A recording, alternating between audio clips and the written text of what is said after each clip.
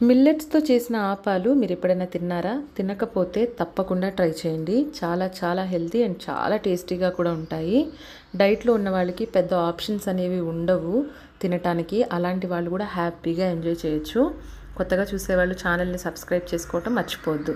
ముందుగా కొర్రలని ఒక 3 కప్పులను తీసుకున్నా. ఒక అరకప్పు మాత్రమే మినపప్పు తీసుకొని ఒక 6-7 గంటల వరకు నానబెట్టుకొని ఈ విధంగా కడిగి పెట్టేసుకున్నాను. ఒక చిన్న కప్పుడు రైస్ అయితే సరిపోతుంది. ఇప్పుడు ఈ రెండింటిని కలిపి మిక్సీ జార్లో మెత్తగా మిక్సీ వేసుకోవాలి. ఓవర్ నైట్ ఫెర్మెంట్ చేయడానికి వదిలేసేయాలన్నమాట. ఇంకా దీంట్లో సోడా కానీ ఇలాంటివి ఏమీ యూజ్ చేయట్లేదు. చక్కగా ఫెర్మెంట్ అవుతుంది. ఫెర్మెంట్ అయిన తర్వాత మనం దోశలు వేసుకుని ఒక అరగంట గంట ముందు కాస్త పంచదార కూడా వేయండి. కలర్ బాగా వస్తుంది, టేస్ట్ కూడా చాలా బాగుంటుంది. చూసారా అట్ట ఎంత చక్కగా వచ్చిందో.